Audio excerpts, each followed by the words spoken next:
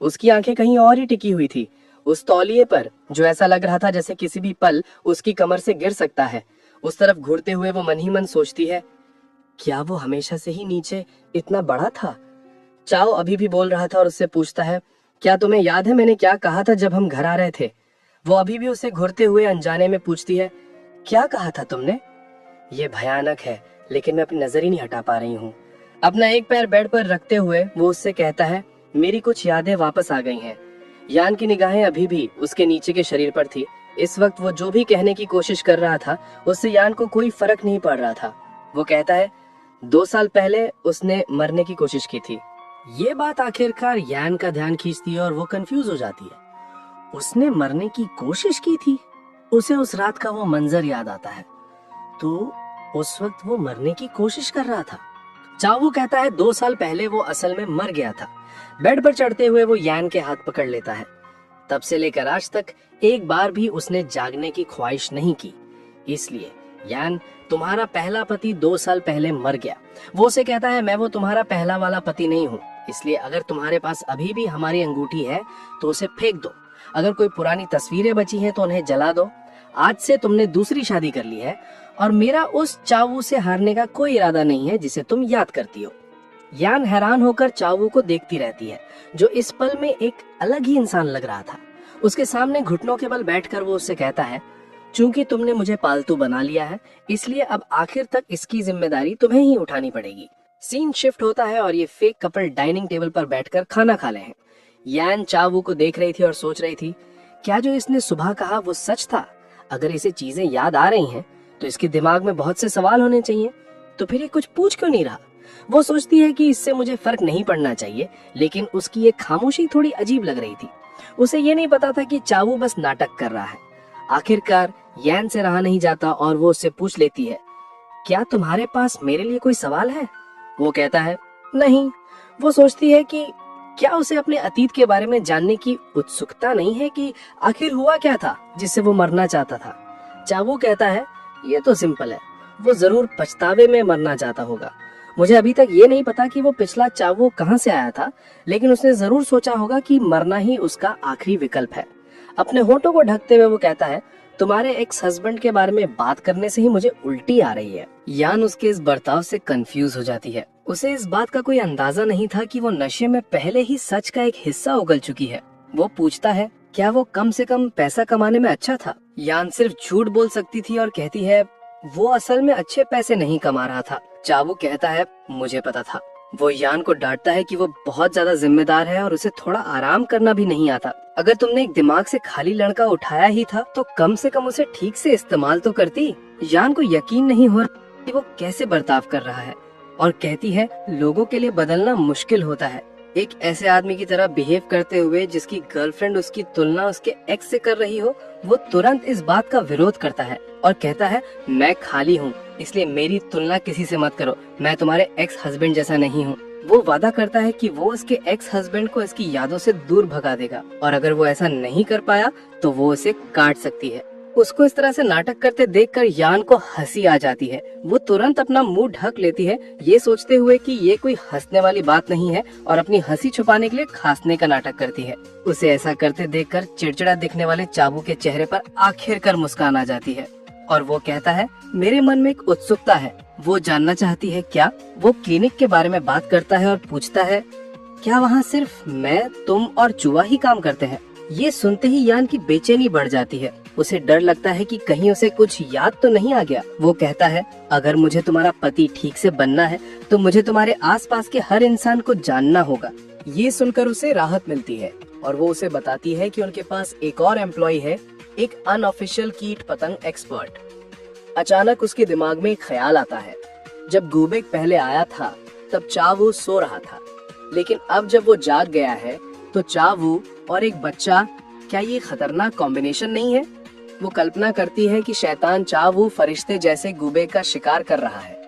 चावू उसका नाम पुकारता है जिससे उसकी कल्पना टूटती है। वो खांस कर कहती है कि एक और एम्प्लॉय है, लेकिन वो मुश्किल से ही आता है क्योंकि स्कूल का टाइम चल रहा है। वो चावू को विश्वास दिलाती है कि वो उससे जल्द ही मिल लेगा। चावू सोचता है कि ये तो वक्त की बात है, लेकिन उसे ये उम्मीद नहीं थी कि वो वक्त इतनी जल्दी और बिना किसी चेतावनी के आ जाएगा। वो बाहर एक्सरसाइज कर रहा था जब एक छोटा सा सुंदर लड़का उसके पास आता है और कहता है, मैं आधिकारिक तौर पर डायरेक्टर के पुरुष से मिल रहा हूँ। ये सुनकर चाबू हैरानी से उसे देखता रह जाता है। वो अपनी एक्सरसाइज रोकता है और एक झटके में ठीक से खड़ा हो जाता है। छोटा गुगैक इससे प्रभावित होता है और खुशी से तालियां बजाता है, जबकि चाबू उसकी पहचान जानना चाहता है। छोटा लड़का अपना परिचय देता है और कहता है कि वो बेओदौल एलिमेंट्री स्कूल में पहली कक्षा में है। चाबू कहता है ठीक है और जानना चाहता है कि छोटा लड़का यहाँ क्यों आया था। गुबैक तुरंत अपना बैग उतारता है, उसे खोलता है और एक बड़ी सी टेक्स्ट बुक निकालता है। चाबू उस लड़के के पास बैठ जाता है, उसे तेजी से पन्ने पलटते हुए देखता है। लड़का एक पन्ने पर रुकता है और गर्व से चाबू को बताता है, रिंगटेल लीमर्स अपनी मादाओं को आकर्षित करने के लिए फूलों की खुशबू का इस्तेमाल करते हैं।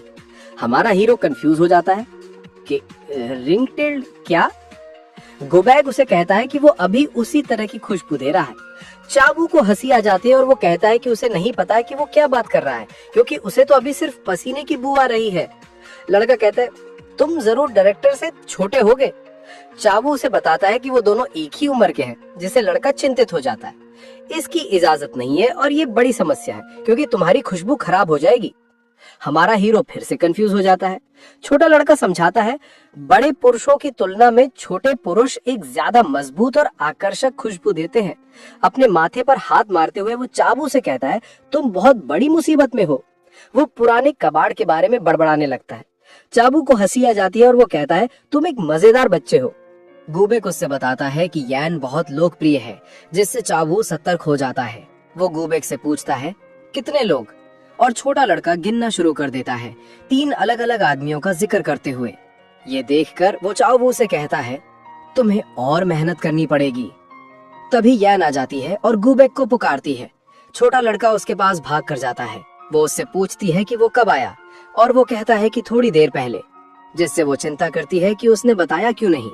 वो पूछती है कि क्या कुछ हुआ। चाबू गुबैक का बैग उठाते हुए उससे कहता है, मैं तो बस इस छोटे उस्ताद से कुछ चीजें सीख रहा था। यान तुरंत घबरा जाती है। गुबैक कहता है कि वो तो बस उन्हें पढ़ा रहा था। उसने गुबैक को चाओवू से उनके आखिरी एम्प्लॉय के रूप में मिलवाया, लेकिन छोटा लड़का कहता है, मैंने तो उन्हें पहले ही सब कुछ बता दिया है। चाओवू लड़के से कहता है, मैं तुम पर भरोसा करूंगा। दोनों पुरुष हाथ मिलाते हैं और गुबैक कहता है, आज से तुम मेरे सहायक होगे। उन दोनों को इतना घुल मिलते देखकर यान हैरान रह जाती है। वो सोचती है, ये किस तरह की सिचुएशन है। सीन शिफ्ट होता है और कपल गाड़ी से घर जा रहे हैं। यान गुबैक की तरफ से माफी मांगती है, चाओवू को बताते हुए कि छोटा लड़का बदतमीजी करने की कोशिश नहीं कर रहा था। चाओवू कहता है, मैं जानता हूँ। यान अभी भी मामले को साफ करने की कोशिश करती है। वो कहती है, वो बस एक बच्चा है जिसे एक बार किसी चीज की धुन लग जाती है तो वो उसे अपने तरीके से ही करता है। चाओवू कहता है, वो बच्चा बिल्कुल मेरे जैसा है। पैसेंजर सीट पर बैठे हुए वो लगातार गाड़ी चला रही यान को घूरता रहता है। यान से और बर्दाश्त नहीं होता और वो उससे कहती है, आगे देखो और अपनी नजर सड़क पर रखो। वो मना कर देता है, मैं गाड़ी नहीं चला रहा हूँ। वो उससे कहती है, अगर मेरा एक्सीडेंट हो गया तो नुकसान तुम्हारा भी होगा। वो पूछता है, क्या तुम क्रैश करने वाली हो? और वो कहती है, शायद। वो उसे एक बार और देखता है और आखिरकार अपनी नजर हटा लेता है, जिससे यान राहत की सांस लेती है। तभी वो अचानक उसका नाम पुकारता है और कहता है, मुझे एक आईडी चाहिए। उसकी ये शब्द उसे इतना घबरा देते हैं कि वो गाड़ी से अपना कंट्रोल खो बैठती है और उनका एक्सीडेंट होते होते बचता है। वो वक्त पर गाड़ी रोकने में कामयाब हो जाती है, लेकिन झटके से आगे की तरफ झुक जाती है। चाओवू तुरंत उसे पीछे से पकड़ लेता है, अपना हाथ उसके और स्टीयरिंग व्हील के बीच में रखते हुए।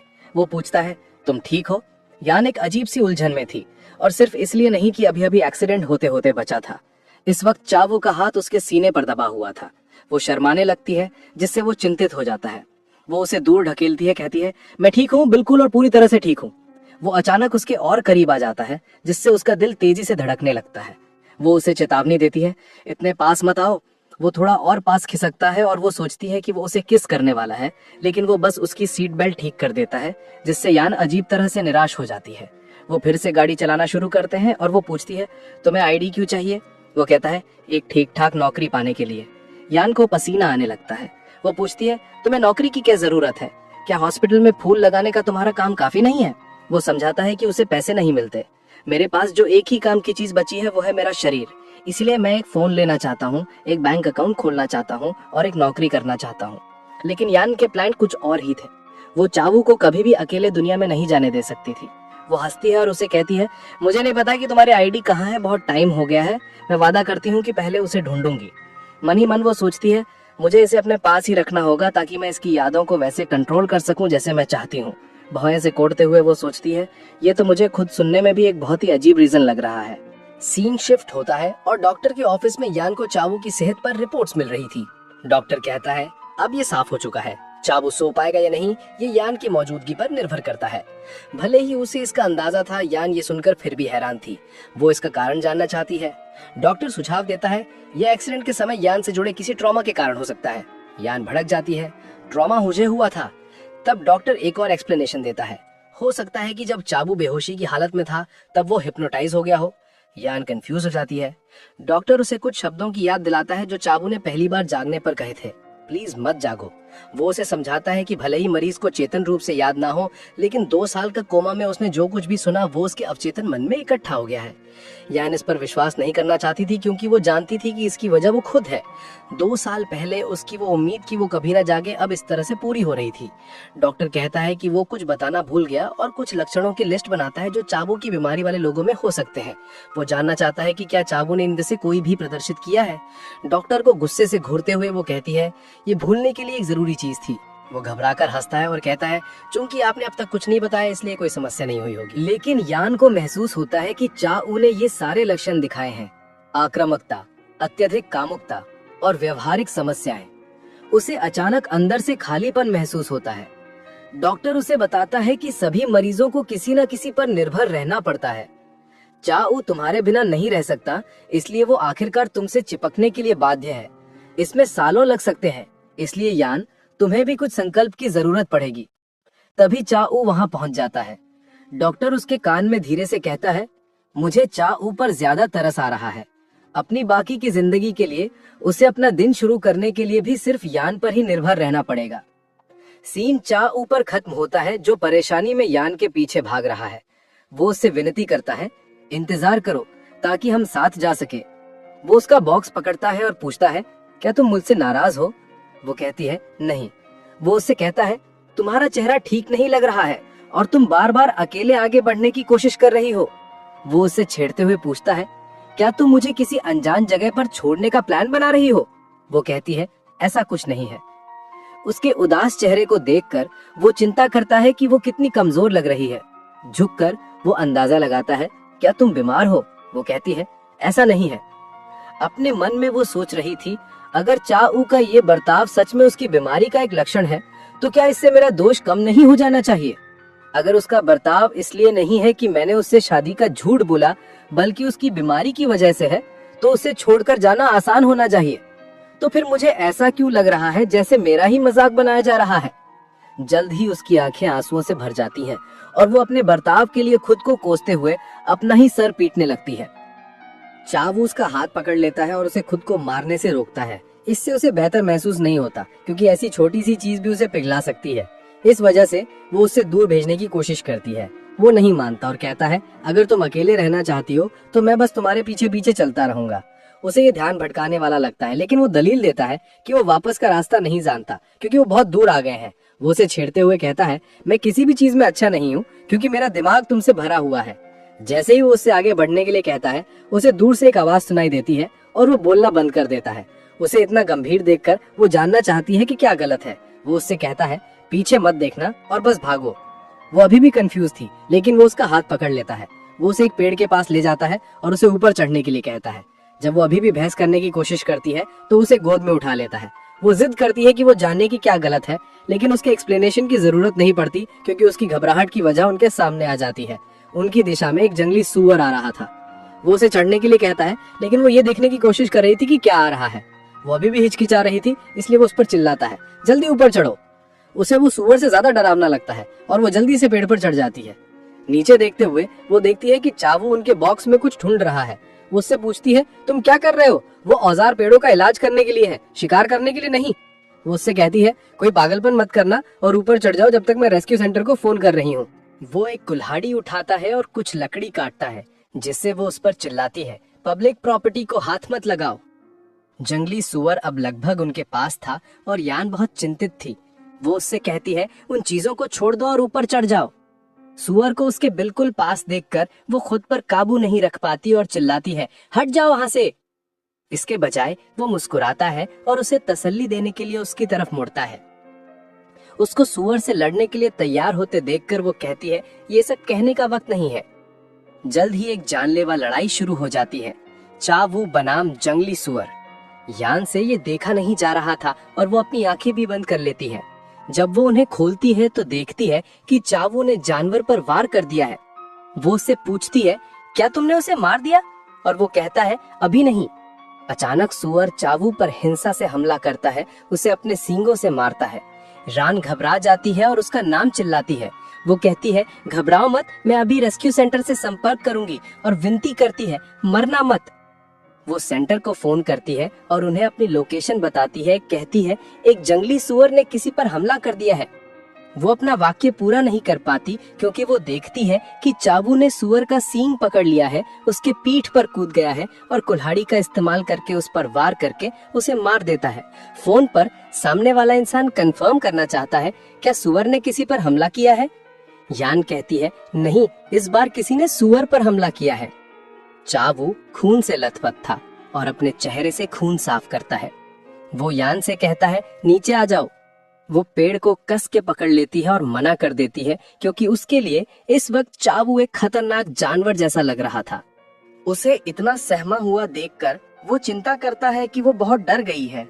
वो चेतावनी देती है, पास मत आना, क्योंकि इस वक्त वो उसके लिए सबसे डरावनी चीज था, खासकर उसके हाथ में कुल्हाड़ी के साथ। चावू हंसने लगता है, जिससे यान को वो और भी अजीब लगता है। वो सच में वक्त में पीछे जाकर खुद को एक मुक्का मारना चाहती थी कि उसने उसके लिए बुरा क्यों महसूस किया। तभी चावू अचानक अपनी कमर पकड़ता है और दर्द से कराहते हुए झुक जाता है। वो तुरंत चिंतित हो जाती है और पूछती है, क्या तुम्हें चोट लगी है? वो कुल्हाड़ी नीचे फेंक देता है और उससे कहता है, तुम अब नीचे आ सकती हो। हॉस्पिटल में डॉक्टर चावू के घावों पर पट्टी कर रहा था और कह रहा था, ये एक चमत्कार है कि सिर्फ इतनी ही चोट आई है। यान जानना चाहती है कि क्या ये सच है, और डॉक्टर समझाता है, एक सुअर एक चलती फिरती ट्रक की तरह होता है, उससे मिलने का मतलब है कि आपकी मौत पक्की है। यान कल्पना करती है कि क्या होता अगर चावू ने उसके साथ जाने की जिद ना की होती। डॉक्टर कहता है कि उसने जल्दी से इमरजेंसी ट्रीटमेंट कर दिया है और बाद में उनके घर आएगा। वो उससे धन्यवाद देती है। उसे जाते हुए देखकर वो खुश होती है क्योंकि डॉक्टर के भोलेपन ने उसे चावू के सामने खुद को एक्सपोज करने से बचा लिया। तभी वो इंसान उसका नाम पुकारता है और वो उसकी तरफ मुड़ती है। वो डॉक्टर की पहचान के बारे में पूछता है। यान कहती है, वो बस एक डॉक्टर है। चावू विश्वास नहीं करता और यहाँ तक कि उसे संदेह से घुरता है। वो सोचती है, इस तरह देखने का क्या मतलब है। वो चावू को समझाती है कि जब से वो बेहोशी की हालत में था, तब से वही डॉक्टर उसका इलाज कर रहा है। चावू अचानक एक जरूरी सवाल पूछता है, क्या हम इतने अमीर हैं? तुम शायद एक कोमा के मरीज की देखभाल करने में ही संघर्ष कर रही थीं, तो फिर एक प्राइवेट डॉक्टर का खर्चा कैसे उठा सकती हैं, जो सिर्फ एक फोन कॉल पर आ जाता है? हम इतने अमीर कैसे हैं यान? अब भाई ये सवाल सुनते ही यान के पैरों तले जमीन खिसक जाती है। उसके दिमाग में 1000 ख्याल दौड़ जाते हैं। पकड़ी गई, अब क्या जवाब दूं? उसका दिल जोर जोर से धड़कने लगता है, लेकिन वो अपने चेहरे पर शिकन तक नहीं आने देती और बड़ी ही चालाकी से एक कहानी बनाती है।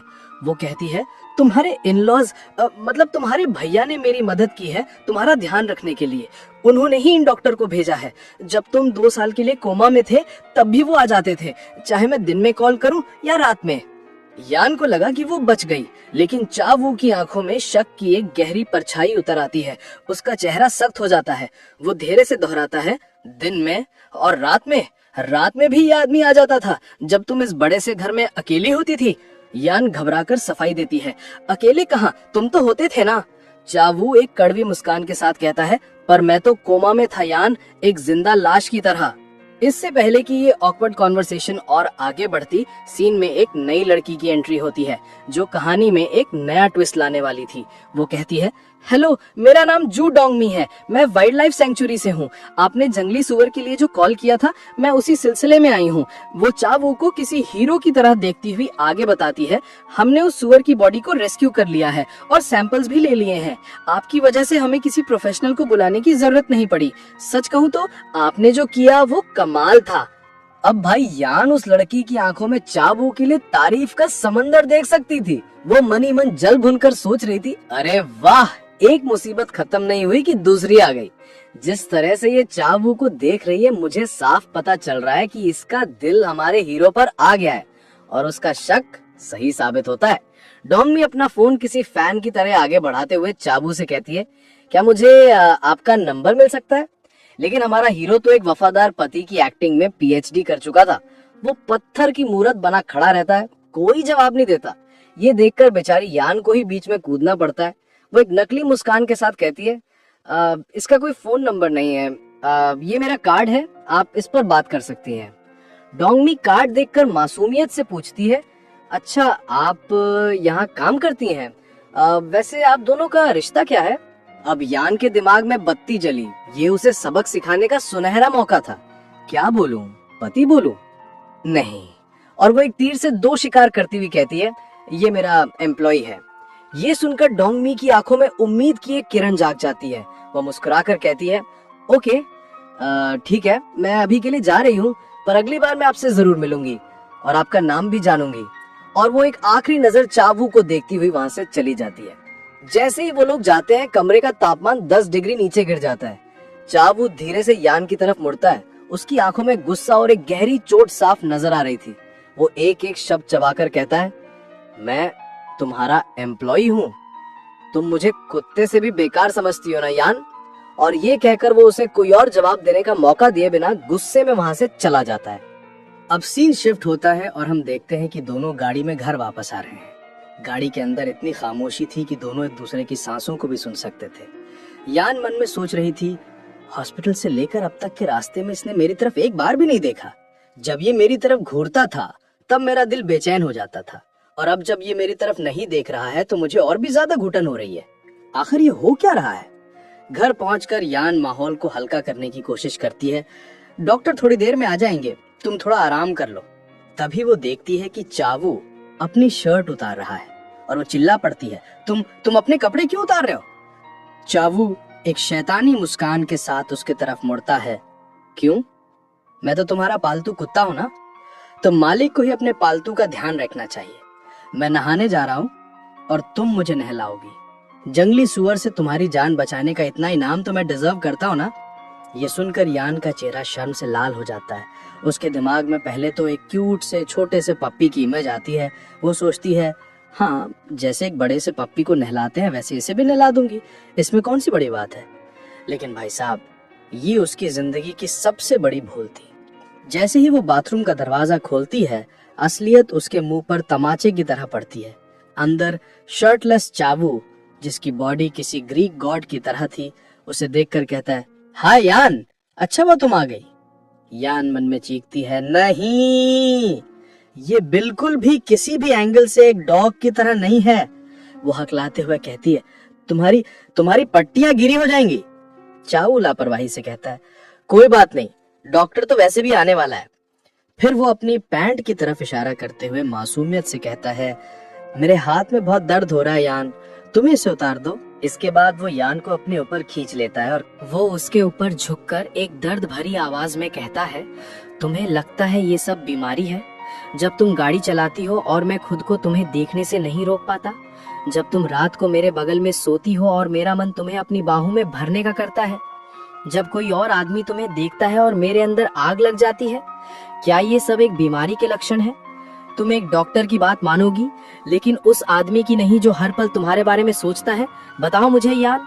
इसके बाद उनके बीच एक इंटीमेट मोमेंट होता है जो काफी देर तक चलता है, लेकिन मैं ये पार्ट यहाँ दिखा नहीं सकता। जब ये सब चल रहा था तभी दरवाजे पर डॉक्टर के आने की आहट होती है। यान घबराकर कहती है, छोड़ो मुझे, डॉक्टर आ गए हैं, मेरी सोशल रेपुटेशन का क्या होगा?